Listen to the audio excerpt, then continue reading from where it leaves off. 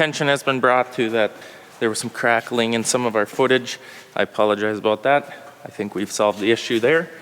I am moved into assembly, and I'm just waiting. I've called Chevy or GM to see how tight to tighten that nut, like torque it to, back it off, how much. I don't know nothing about this. I know how to do semis. This is an all different locking nut mechanism than I'm familiar with, so waiting on a phone call there, and maybe Brody to help remind me how the brakes all went together.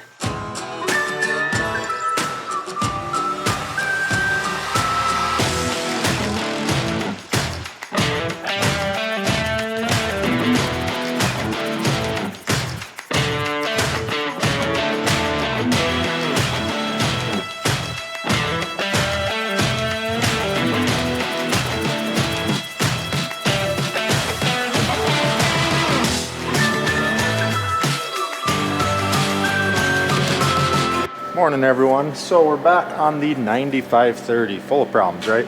I talked a little bit about how the hood was rubbing through this intake, which goes right into the turbo. So you don't want a hole here.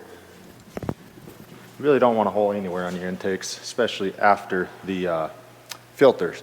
So our John Deere mechanic who inspected this tractor said cut a filter and use that as a thin sheet of metal to essentially allow it to rub through this and give us more time. I thought it was appropriate to use a case filter for this T-Track because I want it to last. So we're gonna put that on now. I got her installed. The hose clamp that holds this pipe on from factory, I just pinched it under there. So I don't know if anyone else is seeing that from 2008 30 series. Not sure what it all happens on. Anyways, use a filter where you got rub problems.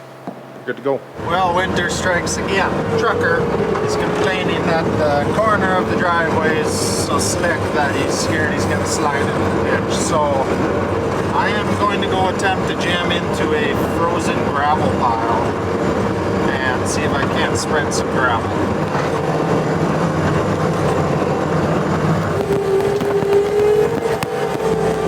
Well, there's no way that I can dump that on the driveway, so we'll try it with what I got. We had a kind of a wet snowstorm a couple months ago or so, and it absolutely wrecked the yard. The driveway made everything, well, like on a lake. If you get slush and water on top of the lake and then it freezes, it's the roughest spot on the lake. Well, that's what happened to the driveway. So all winter now, it's like a testing course for vehicle longevity. You drive over it and you swear your bolts are gonna rattle right out. It's pretty rough.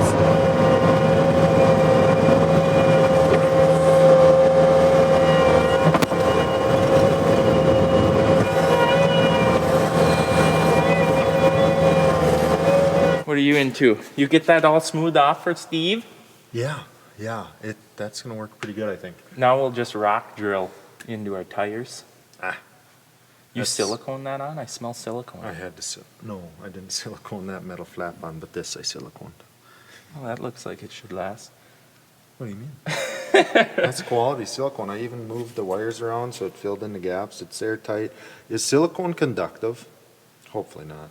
But yeah, and then I touched the wire loom, you know, that stuff I hate so much, and she just disintegrated. So we're gonna put some new stuff on. Don't know what this sensor does, but something with oil. Probably necessary. You got her clean! Clean again.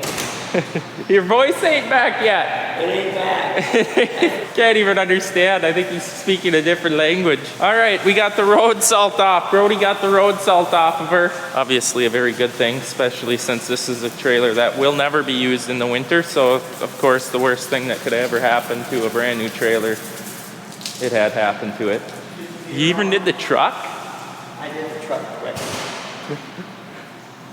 Perfect. There isn't a thing on this truck that we haven't redone and done again, but we're learning. We're not car mechanics, are we?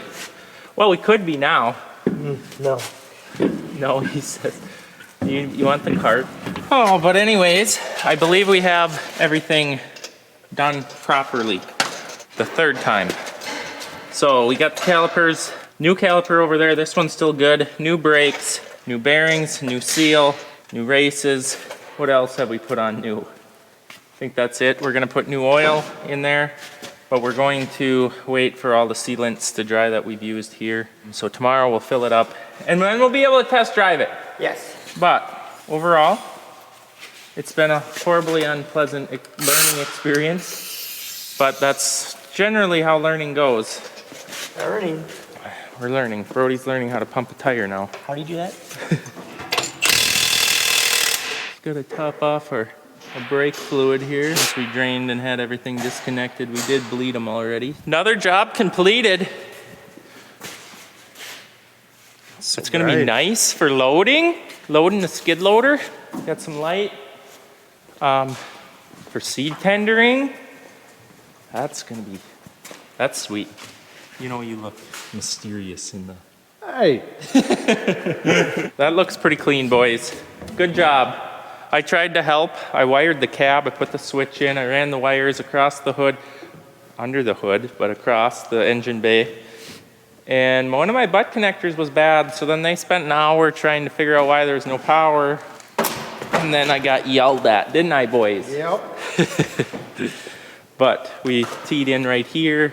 There's my wires and one of my butt connectors. The wires didn't quite make it into the connection or something. Something happened. Anyways, I think it's quitting time for today. We'll see what we get into tomorrow. See you tomorrow. And we're back. Would you not wreck my horn like you wreck all the other horns on the farm? Well, they were weakened to begin with. Man, I'm sure glad. We cleaned up last.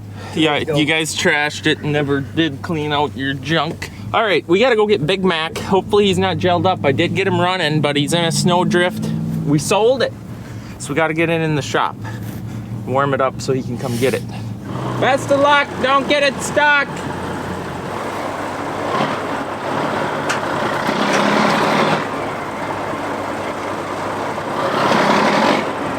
I think he's stuck before he even moves.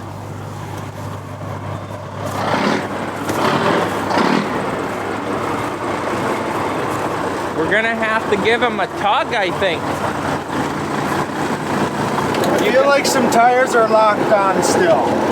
How much air you got? A little under 90. I'm gonna try it. Get her up to 120. Should have done that by now. I'm sure it's got air leaks all over. I'm thinking it's froze up, not pumping like it should or something. Where's my diff lock? I don't think it has that. The tires aren't froze. He's just in holes. Look at this guy. Super experienced rocker right there.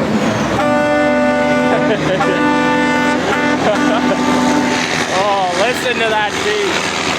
See him jumping, sitting there going like that. It's the hoppy bumps that are the worst.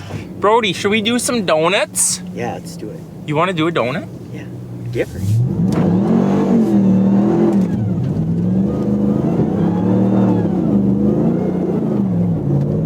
It's just too easy.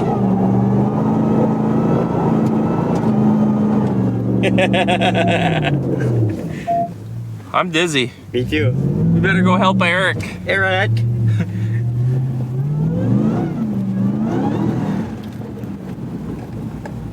It's just hard to control it. This would be fun on the ice. That was basically Well, ice. let's go on the lake.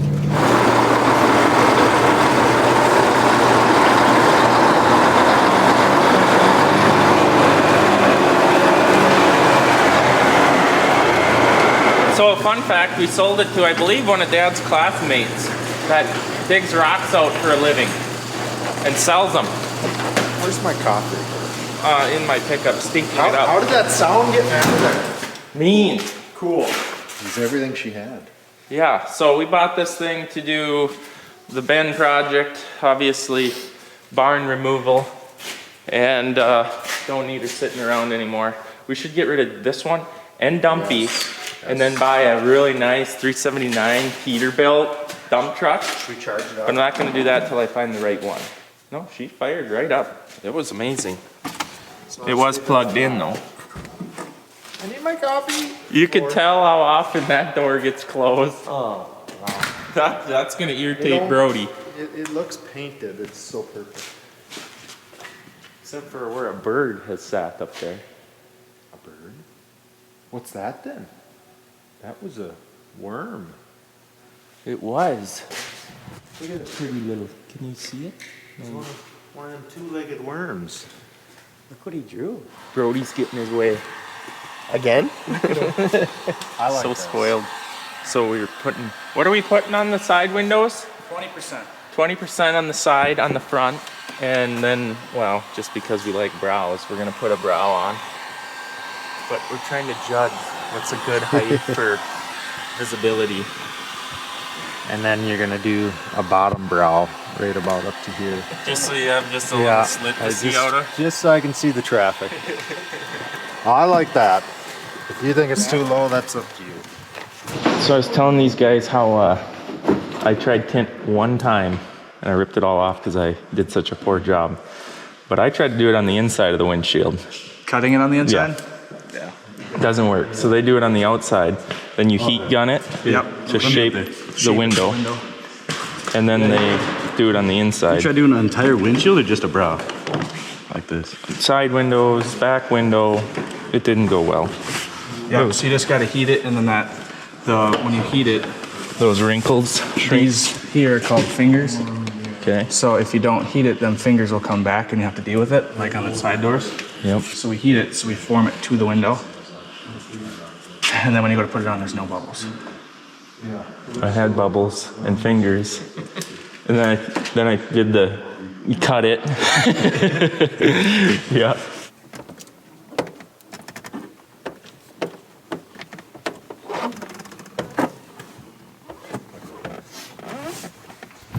So you guys were saying soapy water and you liked baby oil?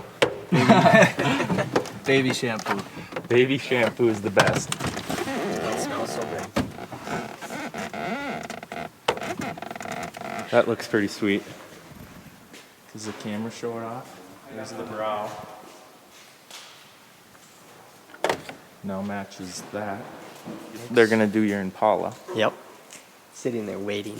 He just said he didn't like sitting in a fishbowl. Right. I don't know, the windows are scratched, I think, but that's fine. That's their problem. Look at this guy. He even got a brow.